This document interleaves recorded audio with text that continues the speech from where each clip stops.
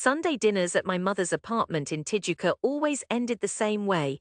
The clinking of glasses dimmed, the laughter thinned out, and conversation hung for a moment, poised above something unsaid. I'd always left early those nights using work or an imagined headache as an excuse to escape. Today there was no work, no plausible excuse, only the ache I hid inside, the sting that came from being a son with the wrong kind of dream. The living room windows were open to the warm dusk. Light filtered in, painting the furniture with the faded gold peculiar to Rio. I could hear kids playing soccer downstairs, the thud of a ball against cement. My brother Gustavo lounged across the dining table, picking at his teeth. My Aunt Maria balanced a plate of pudim on her knee, eyes sharp beneath her penciled brows. My mother was stirring black coffee in a chipped mug with a small, neat hand. She'd done it that way all my life, 3 circles, a tap, then done. "So when will you get serious, Gabriel?" Maria's voice cut through the soft clatter. "I heard you started at that office, but building models all day, don't you want a proper career?" My jaw tensed. I saw my younger cousin Lucas shoot me a look from across the table, an apologetic glance. I could feel my father's silence. He'd always watched these exchanges, never intervened. He just drummed his calloused fingers on the chair and waited for things to pass. He hadn't built anything fancier than a garden shed in his life. "I am serious, Tia," I said quietly, my accent flattening in the way it always did when I tried not to sound defensive. "It's architecture, I'm learning, the models are just a start." Gustavo snorted. He had a square, assured face, the same nose as me but without my nerves. Learning, you went to university for 5 years and you're still learning. You know how much I make per month, Gabriel." No one ever laughs when I say police officer, they respect it. My father coughed as if to change the subject, but I pushed forward. "It's not about how much I make, I want to design something that lasts. Something that actually matters." My mother finally put her spoon down. "We just want you to have a good life, Philho. Your plans, sometimes they sound." She pressed her lips together, searching for a gentle word, but Maria said it first.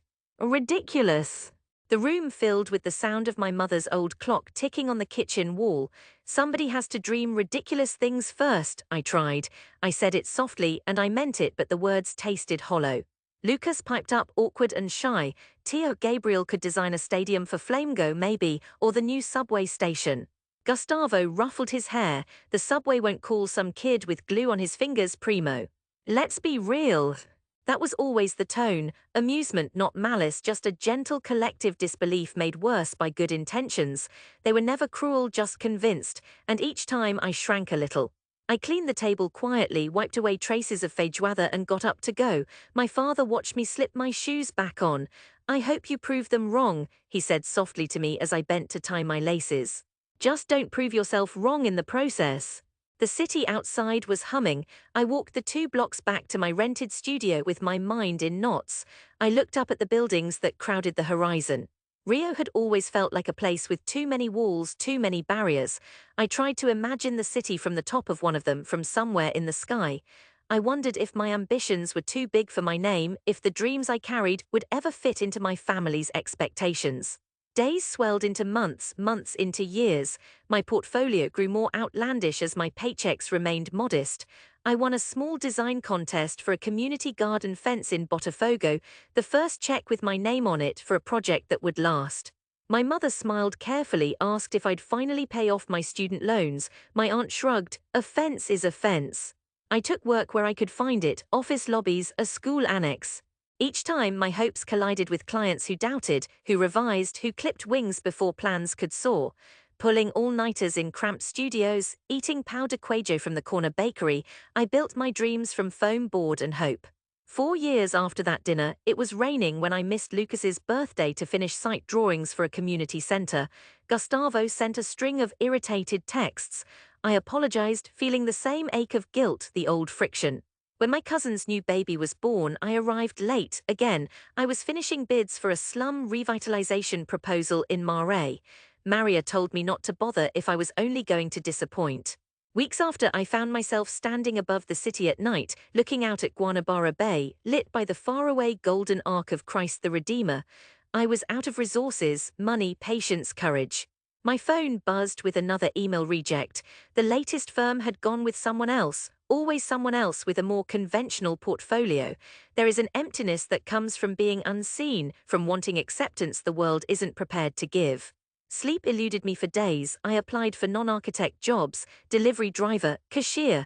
I almost said yes when my friend Paulo asked if I'd come volunteer for a literacy project in Rossenher. Even in failure, I clung to the possibility that in a city piled so high on chaos and promise, something would give way. One Friday, the phone rang with an unfamiliar number. I almost didn't answer. Is this Gabriel Almeida? Yes, speaking. This is Maria Fernanda from Instituto Cidade Viva. We've been looking at your proposals. I froze. Cidade Viva was a respected non-profit. Their logo competed with multinationals. Their centers gleamed across Rio. Thank you for calling, I managed, voice shaky. We're impressed, especially with your ideas for elevated pedestrian spaces. Would you be interested in leading the design for our new complex in Complexo do Alemão? The city is investing, largest project in our history. The world stood still for a beat, then spun dizzyingly. Yes, I whispered. Yes, of course, obrigado. We'll send contracts details. Be ready to present before the advisory board in 30 days. When I hung up, I stared at my phone until my face hurt from smiling and crying at the same time. I dialed my father first. His voice cracked when he said, I knew it, Gabriel, I always knew. But my mother cried harder. From then on, my life became blueprints and site visits and frantic deadlines. Rio's heart pulsed beneath me as I zipped between offices, construction lots, crowded buses. Architects dreamed on paper. Now I could lay brick atop brick, breathing life into a battered city corner that had never known beauty. The project was vast: clinics, a library, gardens tracing the contours of the favela's steep hills, corridors to sunlight, ramps wide enough for wheelchairs, space, finally, for dignity. The crews called me doubter because of my pressed shirts and nervous energy. I learned the language of concrete and rebar, of lunch breaks under tarpaulins while rain hammered rooftops. The aunties who lived nearby peered into openings, calling out suggestions. Put a playground, menino, my grandkids need somewhere safe. I made notes on the edge of my site plan, laughing. Months spun by. The city's humid air never quite left my shirts. I kept buying new pens, filling sketchbooks, worried I'd wake and find it was all a fluke. But the buildings rose, clean white lines against tangled streets. My heart rose too. A year after the first shovel hit ground, Cidade Viva's director called. We'll have a formal dedication and opening. You should invite your family. I hesitated. It had been so long since I'd brought them into my world. Funny, the closer I'd come to my dream, the further I'd walked from theirs. I called my mother. We spoke in careful pleasantries, but she agreed to come with Gustavo, Maria, Lucas, and my father. I hardly slept that week, rehearsing skeptical questions in my head.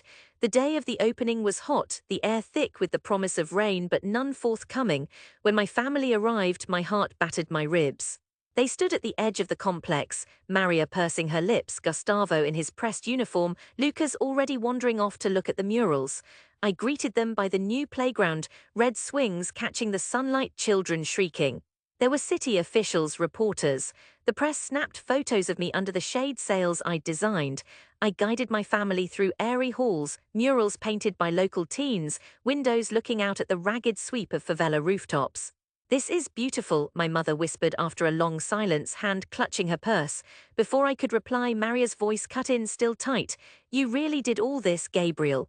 I gestured at the meeting room, the gleaming clinics, the terraced garden where saplings strained for sun. Every line, every beams.